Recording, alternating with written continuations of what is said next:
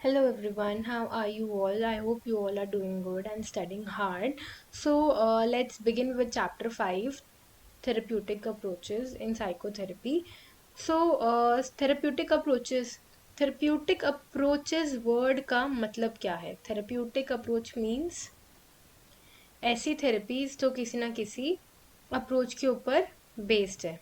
ठीक है, अब हमने साइकोलॉजी के चैप्टर 2 में पढ़ा था कि बहुत सारे स्कूल ऑफ थॉट्स हैं या फिर बहुत सारी हमारी कह सकते हैं कि पर्सनालिटी टाइप्स हैं। साइकोलॉजी में आपने पढ़ा था साइकोडायनामिक है एक स्कूल ऑफ थॉट, है ना, एक बिहेवियर स्कूल ऑफ थॉट है या फिर एक कॉग्निटिव या ह्यूमनिस्टिक स्कूल ऑफ थॉट है। सो इन स्कूल ऑफ थॉट्स के ऊपर बेस्ड जो है हमारी थेरेपीज होती हैं साइकोलॉजी में। थेरेप्यूटिक वर्ड का मतलब क्या है? थेरेप्यूटिक वर्ड का मतलब होता है थेरेपी। ठीक है, थेरेपी एक ये जो टर्म है, थेरेपी का मतलब क्या है? थेरेपी मीन्स कोई कोई ऐसी चीज़, कोई ऐसी कंडीशन या कोई ऐसी एक्सरसाइज या मेडिसिन जिससे हमारी कंडीशन में इम्प्रूवमेंट हो। ठीक है, सो थेरेपी का मतलब होता है कोई ऐसी एक्सरसाइज जिससे हमारी बिहेवियर में कोई इम्प्रूवमेंट आए या हमारी हेल्थ में, be it social health, mental health, physical health, इन सब में इम्प्रूवमेंट आए। जैसे हमारी बॉडी बीमार होती है, हमारा माइंड भी तो बीमार हो सकता है। हम फिजिकली बीमार होते हैं तो हम मेंटली भी तो बीमार हो सकते हैं। सो उसी चीज़ के लिए हम थेरेपी का यूज़ करते हैं। अब किसी की बॉडी में फ्रैक्चर हो रहा है और उसको रिहैबिलिटेशन कुछ टाइम बाद जब उसका प्लास्टर हटता है तो डॉक्टर क्या कहता है? उससे फिजियोथेरेपी करो, है ना। तो वो फिजिकली इम्प्रूव करने के लिए, फिजिकली रिहैबिलिटेट करने के लिए पर्सन को डॉक्टर क्या कहता है? फिजियोथेरेपी करो। ऐसे ही मेंटली रिहैबिलिटेट करने के लिए या फिर बहुत सी और चीज़ों के लिए जो हम इस वीडियो में पढ़ेंगे, उन सब के लिए साइकोथेरेपी होती है। ठीक है, साइकोथेरेपी दो टर्म से बनी है, psycho plus therapy. Psycho means, देखो आपको स्क्रीन पर दिख रहा होगा ये वर्ड साइकोथेरेपी। साइकोथेरेपी दो टर्म से बनी है, साइको प्लस थेरेपी। ठीक है, साइकोथेरेपी अब होती क्या है? हम अब पढ़ते हैं nature and process of psychotherapy. इसमें जो पहली चीज समझने की है वो है psychotherapy. So basically psychotherapy is a voluntary relationship between the one seeking treatment or the client and the one who treats or the therapist. Psychotherapy एक वॉलेंटरी रिलेशनशिप है, यानी वॉलेंटरी यानी कि ऐसा रिलेशनशिप जो फोर्सफुल नहीं है, जो बाय चॉइस है। वॉलेंटरी का मतलब बाय चॉइस होता है ना। अब हमारी बॉडी में कितनी सारी वॉलेंटरी मसल्स है, यानी कि जो बाय चॉइस हम उसे मोड़ते हैं। कुछ इनवॉलेंटरी फंक्शंस है, यानी हमारा हार्ट बीट करता है ना, हार्ट बीट होती है, तो वो क्या है? वो इनवॉलेंट्री हो गया ना, इनवॉलेंट्री। सो कुछ चीज़ें वॉलेंट्री हैं और कुछ चीज़ें इनवॉलेंट्री हैं, बट जो साइकोथेरेपी है वो एक वॉलेंटरी, क्या है? वॉलेंट्री, वॉलेंट्री रिलेशनशिप है। ठीक है, यानी बाय चॉइस रिलेशनशिप है बिटवीन किसके बीच में? Between one seeking the treatment, जो ट्रीटमेंट सीक कर रहा है उसे हम क्लाइंट कहेंगे, और जो ट्रीटमेंट दे रहा है उसे हम क्या कहेंगे?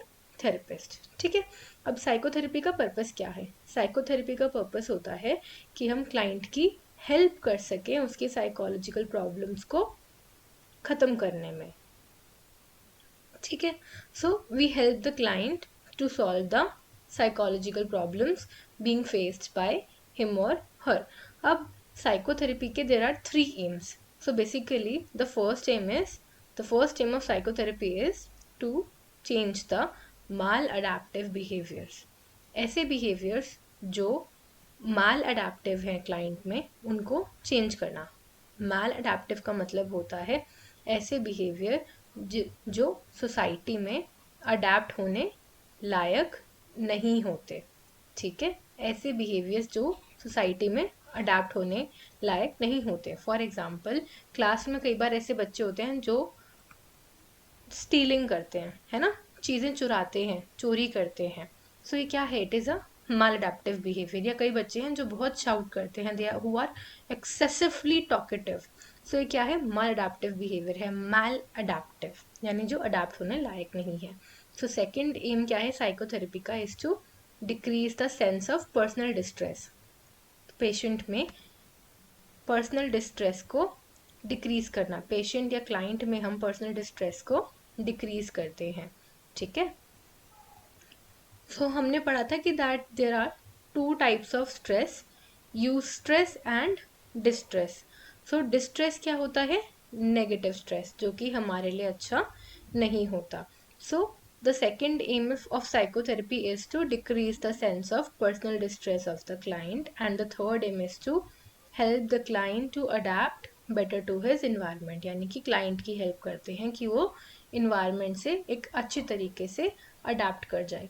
अब कोई साउथ से नॉर्थ में आया है सेटल होने, सो उसको अडेप्ट होने में, एडजस्ट होने में बहुत प्रॉब्लम्स आ रही होंगी, है ना। अगर तो उसके पास सोशल सपोर्ट होगा तो वो पर्सन अडेप्ट कर जाएगा, नहीं होगा तो वो साइकोथेरेपी ले सकता है जो उसको अडेप्ट करने में हेल्प करे, ठीक है। So this relationship is conducive for building the trust of the client so that the problems may freely be discussed. ये जो साइकोथेरेपी है, ये जो रिलेशनशिप है between the psychologist and the client is conducive for building, यानी कि एक open space देते हैं हम क्लाइंट को कि वो अपने आप को एक्सप्रेस कर सके, ताकि जो भी क्लाइंट की इश्यूज हैं, प्रॉब्लम है, उसको हम इजीली उस पर चर्चा कर सकें, डिस्कशन कर सकें, बात कर सकें, ठीक है।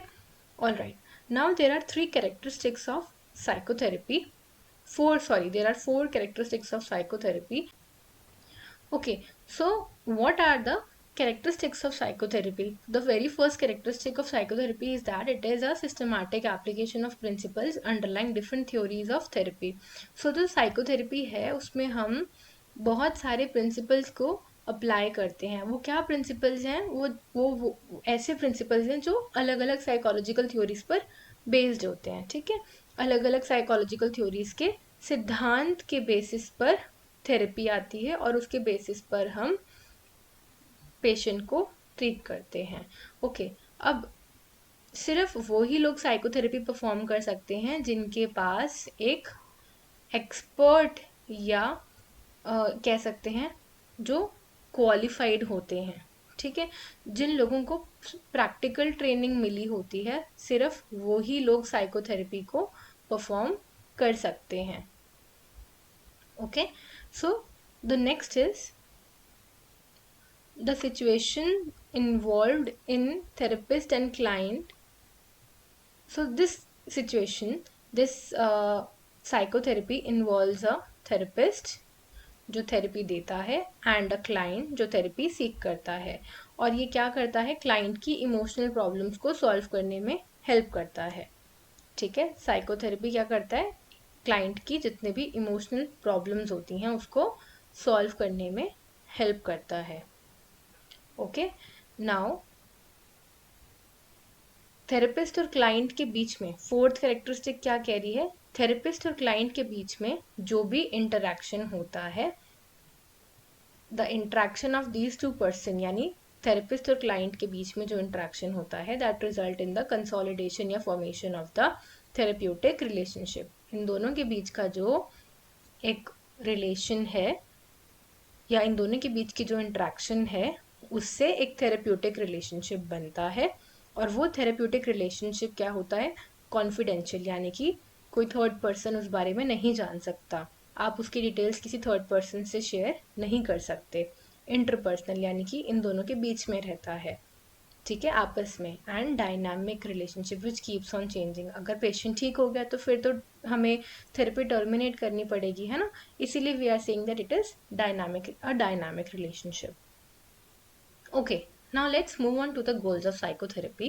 So what are the goals of psychotherapy?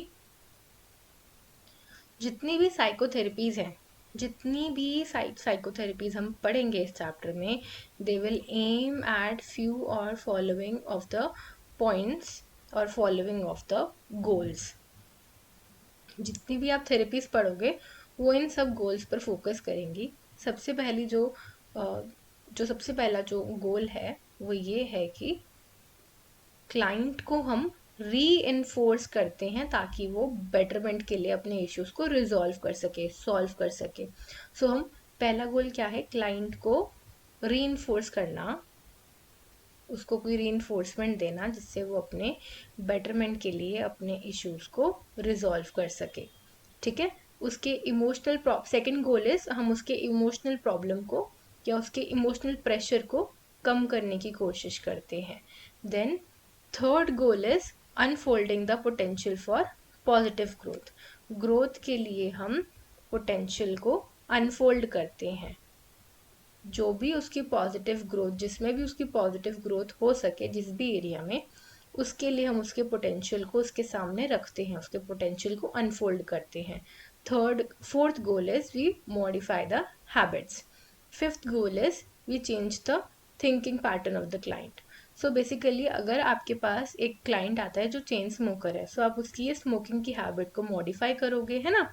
या अगर कोई ऐसा क्लाइंट आता है जिसको बहुत ज़्यादा ओवर थिंकिंग की आदत हो, सो आप उसकी ओवर थिंकिंग के जो पैटर्न्स है कि वो ओवर थिंकिंग कब करता है और क्यों करता है और क्या सोचता है, उसको हम चेंज करेंगे. ठीक है. Sixth goal is increasing self awareness. अब कई लोग इसीलिए भी साइकोथेरेपी लेते हैं ताकि उनकी खुद के बारे में अवेयरनेस इंक्रीज हो सके. Seventh goal is improving the interpersonal relationship and communication. So हम क्लाइंट की इंटरपर्सनल रिलेशनशिप यानी कि दूसरों से किस तरह से वो इंटरेक्ट कर रहा है, किस तरह से रिश्ते बना रहा है, उसको इम्प्रूव करते हैं, उसकी कम्युनिकेशन स्किल्स को इम्प्रूव करते हैं. Eighth goal is facilitating decision making यानी कि क्लाइंट कैसे डिसीजन लेता है उसको हम फैसिलिटेट करते हैं, उसे हम इम्प्रूव करते हैं. Ninth goal is becoming aware of one's choices in life. एक इंडिविजुअल को उसके करियर में या फिर उसके लाइफ में क्या चॉइसेस उसे लेनी चाहिए, उसके बारे में उसे हम अवेयर करते हैं. Tenth goal is relating to one social environment in more creative and self aware manner. So एक इंडिविजुअल को उसके इन्वायरमेंट से एक क्रिएटिव और सेल्फ अवेयर मैनर में हम रिलेट करने के लिए हेल्प करते हैं. ठीक है. So these are the goals of psychotherapy. Next, therapeutic relationship. अब थेरेप्यूटिक रिलेशनशिप क्या है? थेरेप्यूटिक रिलेशनशिप को हम थेरेप्यूटिक अलायंस भी बोलते हैं. सो थेरेप्यूटिक रिलेशनशिप जो होता है, it is a special relationship between the client and the therapist. So ये क्लाइंट एंड थेरेपिस्ट के बीच का जो स्पेशल रिलेशन या फिर जो थेरेपी में जो थेरेपी तक सीमित रहने वाला रिलेशनशिप जो होता है between the client and the therapist, उसको हम बोलते हैं थेरेप्यूटिक रिलेशनशिप या फिर थेरेप्यूटिक अलायंस. अलायंस का मतलब होता है एक प्रॉमिस, एक एग्रीमेंट, एक कॉन्ट्रैक्ट. ठीक है. So it is neither a passing acquaintance nor a permanent lasting relationship. यानी कि ऐसा नहीं है कि बस हाय हेलो करा और चल दिए, नहीं.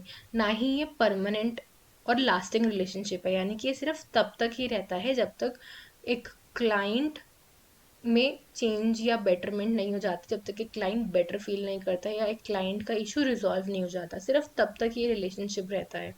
ठीक है. अब now there are two major components of therapeutic alliance. पहला कॉम्पोनेंट तो ये है कि it is contractual in nature, यानी कि एक कॉन्ट्रैक्ट के ऊपर बेस्ड है. ठीक है. इसमें क्या है, दोनों इंडिविजुअल, दो विलिंग इंडिविजुअल यानी कि एक क्लाइंट और एक थेरेपिस्ट जो वॉलंटरीली इसमें पार्टिसिपेट करते हैं, दोनों ही विलिंगली इसमें पार्टिसिपेट करते हैं. क्यों पार्टिसिपेट करते हैं? ताकि हम क्लाइंट के इश्यूज को रिजॉल्व कर सकें. The second component is that it is limited, it is just for the limited duration of time. यानी कि सिर्फ एक लिमिटेड टाइम पीरियड के लिए ही होगा ये. जैसे ही क्लाइंट को इम्प्रूवमेंट लगेगी वैसे ही ये एक इसकी टर्मिनेशन, इस अलायंस की, इस कॉन्ट्रैक्ट की टर्मिनेशन हो जाएगी. जैसे ही क्लाइंट अपनी लाइफ के प्रॉब्लम्स का चार्ज लेना शुरू कर देगा वैसे ही हम धीरे धीरे इस रिलेशनशिप को, थेरेप्यूटिक अलायंस को, थेरेप्यूटिक रिलेशनशिप को एंड करने की तरफ लेकर आएंगे. ठीक है. अब इस थेरेप्यूटिक रिलेशनशिप की बहुत सारी प्रॉपर्टीज़ होती हैं, कुछ यूनिक प्रॉपर्टीज़ हैं.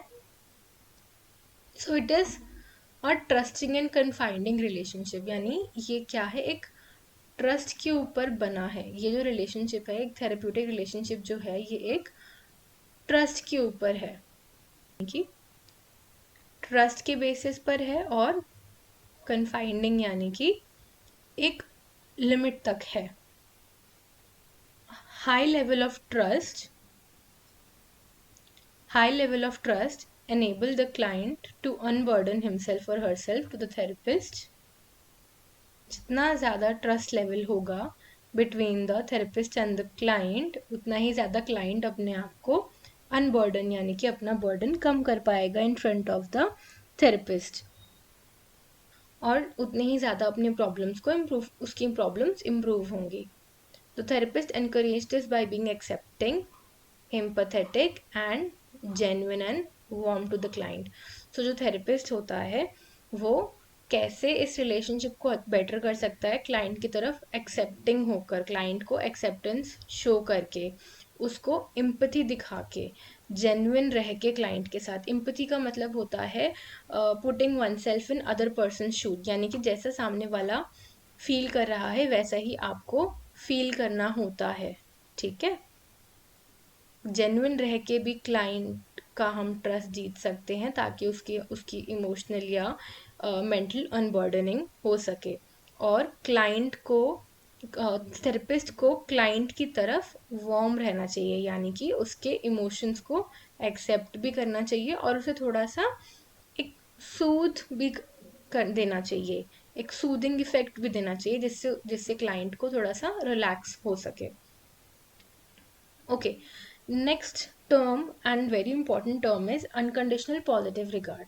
So this is also a unique property of psychotherapy. Unconditional positive regard का मतलब होता है no matter how the person is behaving, no matter how the client is behaving, the therapist has to show the positive feelings. The therapist has to be non-judgmental towards the client. ठीक है, so the therapist should not judge the client and should always show the same positive feeling towards the client even if the client is rude. अगर आपका client rude भी है तब भी आपको अपने client को जज नहीं करना और सेम पॉजिटिव फीलिंग्स दिखानी पड़ेंगी हमेशा आपको. ठीक है, ओके. एम्पैथी मैंने आपको बता दिया, that putting one self in other person shoe, यानी कि exactly feeling similar to what the other person, what the client is feeling in the therapy.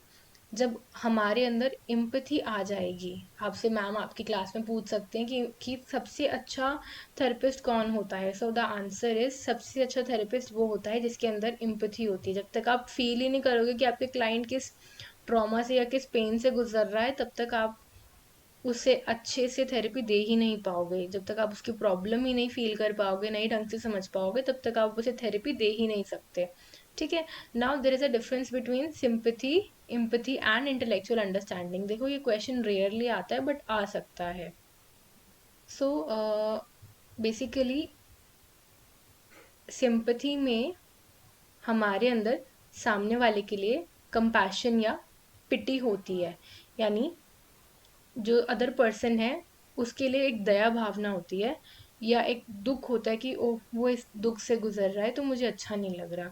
Intellectual understanding होती है कि सिर्फ सामने वाले की प्रॉब्लम को समझना, कि पता होना कि हाँ उसको ये दिक्कत है, बट आपके अंदर कोई दया भावना नहीं है, या फिर आपके अंदर कोई उसके जैसे इमोशन नहीं है, बट आपको पता है कि उसको उसके साथ ऐसा है. अब कोई किसी के फिंगर में पेन चुभ गई है या पिन चुभ गई है, तो आप क्या कहते हो, अच्छा कोई बात नहीं ठीक हो जाएगा, कोई बड़ी बात नहीं है. लेकिन आप कहते हो ओहो दर्द हो रही होगी ना. सो ये क्या है, सिंपैथी है. बट आप कहो यार तेरा दर्द मैं समझ सकता हूँ या मैं समझ सकती हूँ. सो ये क्या है, ये एम्पैथी है, यानी you are feeling exactly similar to the other person. ठीक है, सो एम्पैथी क्या है, empathy is when one is able to understand the plight of other person and feel like the other person, यानी जब हम सामने वाले के जैसा दर्द, सेम दर्द फील कर पा रहे हैं. ठीक है, तो वो क्या है, वो एम्पैथी होती है. सो एम्पैथी में हम सामने वाले की पर्सपेक्टिव से चीज़ों को समझते हैं, क्लाइंट के या सामने वाले के पर्सपेक्टिव से हम उसकी सिचुएशन को या उसके प्रॉब्लम को समझते हैं. ठीक है, जो एम्पैथी होती है that enriches the therapeutic relationship और transform the relationship into a healing relationship. So जो एम्पैथी है वो आपके थेरेप्यूटिक रिलेशनशिप को एक हीलिंग रिलेशनशिप में ट्रांसफॉर्म करती है, ठीक है। Okay, next is therapeutic alliance also require that the therapist must be strict confidential must keep the strict confidentiality। therapeutic alliance ये भी डिमांड करता है कि जो थेरेपिस्ट है उसे एकदम बहुत ज़्यादा कॉन्फिडेंशियलिटी रखनी होती है। किसकी? क्लाइंट के एक्सपीरियंसेस की, क्लाइंट के इमोशंस की, क्लाइंट के फीलिंग्स की, क्लाइंट के थॉट्स की, जितने भी क्लाइंट के लाइफ में इवेंट्स हुए। फॉर एग्जांपल, अगर आपके आगे एक ऐसा केस आ जाए जिसमें एक टीनेजर का ब्रेकअप हुआ है, so how you will be how you will be keeping confidentiality.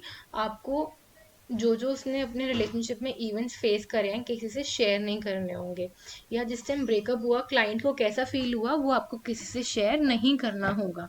इस अगर आप शेयर करते हो तो you are exploiting the trust and client of the trust and confidence of the client in some or the other way. So you must and you need to keep the confidence of the client in every way, you have to keep it, ठीक है। अगर आपका client बोले कि मैं comfortable नहीं हूँ, और क्लाइंट आपका मदर के साथ आ रहा है अपने, और क्लाइंट बोले मैं कंफर्टेबल नहीं हूँ कि आप मेरी बात ये मेरी मदर तक पहुँचाओ, तो आपको नहीं पहुँचानी, आपको चुप रहना पड़ेगा, आपको ये you have to keep it to yourself, ठीक है। And finally psychotherapy is a professional relationship and it should remain a professional relationship only. ऐसा नहीं है कि आप बाहर कॉफ़ी पीने चले गए अपने क्लाइंट के साथ, ऐसा नहीं होना चाहिए, ठीक है। Now these are the classifications of psychotherapy.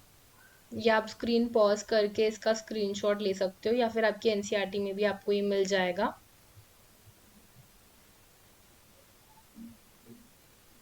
All right, so basically मैंने ये जो टाइप्स और क्लासिफिकेशन है इसका एक बेटर वर्जन आपको देने की यहाँ पर कोशिश करी है। इसका भी आप स्क्रीनशॉट ले सकते हो। पहला हम समझने की कोशिश करते हैं कि ऐसी क्या प्रॉब्लम है, ठीक है, क्लाइंट को क्या इशू है और ऐसी क्या चीज़ें हैं जिसके कारण ये प्रॉब्लम हुई है। सेकंड चीज़ हम समझने की कोशिश करते हैं, सेकंड पैरामीटर हमारा साइकोथेरेपी का ये होता है कि ये प्रॉब्लम एग्जिस्टेंस में कहाँ से आई, ये आई कहाँ से है प्रॉब्लम। थर्ड पैरामीटर हमारा होता है कि हम अपने ट्रीटमेंट के लिए कौन सा मेथड यूज़ करेंगे। साइकोडायनामिक ट्रीटमेंट, साइकोडायनामिक थेरेपी के बेसिस पे साइकोडायनामिक अप्रोच यूज़ करेंगे, साइकोडायनामिक थेरेपी यूज़ करेंगे, या बिहेवियरल थेरेपी यूज़ करेंगे, या कॉग्निटिव बिहेवियरल थेरेपी यूज़ करेंगे, ये हमें सोचना पड़ेगा, ठीक है। देन फोर्थ पैरामीटर जो हमारा जजमेंट का होता है, that is the nature of the therapeutic relationship between the client and the therapist. यानी कि किस तरह का रिलेशनशिप है क्लाइंट और थेरेपिस्ट के बीच में। क्या क्लाइंट टोटली ओपन है थेरेपिस्ट से या नहीं, या उसे और ओपन करने की अभी ज़रूरत है, ठीक है। क्लाइंट को क्या बेनिफिट हो रहा है इस थेरेपी से, fifth parameter. Then six parameter is कि आप थेरेपी को कितनी ड्यूरेशन रखोगे, शॉर्ट टर्म देनी है या लॉन्ग टर्म देनी है, ठीक है। यूजुअली जो साइकोडायनामिक थेरेपीज होती हैं वो 10 से 15 सेशंस में कवर हो जाती हैं, और मैंने उल्टा कहा, जितनी भी साइकोडायनामिक थेरेपीज होती हैं वो थोड़ी सी लंबी चलती हैं, बट जो कॉग्निटिव और बिहेवियरल थेरेपीज हैं वो जल्दी ख़त्म हो जाती हैं। Okay, now these are some of the steps in formulating of the client's problem. सबसे पहले हम क्लाइंट की प्रॉब्लम को समझते हैं, फिर हम आइडेंटिफाई करते हैं वो सब एरियाज जिसको हमें थेरेपी में टारगेट करना है। थर्ड इज कि हमें किस तरह की टेक्निक का यूज़ करना है। ये आपके एनसीईआरटी में एक बॉक्स बना हुआ है, ये बहुत इंपॉर्टेंट है, एग्जाम में आ जाता है, ठीक है। Okay, so that's all for this video. Next video में मैं बिहेवियर थेरेपी से स्टार्ट करूँगी। If you have any doubts, any problem, you can contact me in the comment section below. Also, if you want to have psychology classes or psychology tuitions, then I'm giving you a number on the screen. You can inquire on that. The number is 9971882871. You can contact on this number for the crash course of psychology. Okay, if you have any doubts you can, doubts के लिए आपको मुझे मेरे Telegram channel मैं आपको दे रही हूँ, वहाँ से आप मुझे कांटेक्ट कर सकते हो, या फिर यूट्यूब पे आप मुझसे कमेंट सेक्शन में अपने डाउट्स पूछ सकते हो। बट ये नंबर पे आप सिर्फ अगर आपको क्रैश कोर्स के लिए या साइकोलॉजी ट्यूशन्स लेनी है तो उसके लिए आप इंक्वायर करोगे, ठीक। So that's all for today. Have a good day. Bye everyone, take care.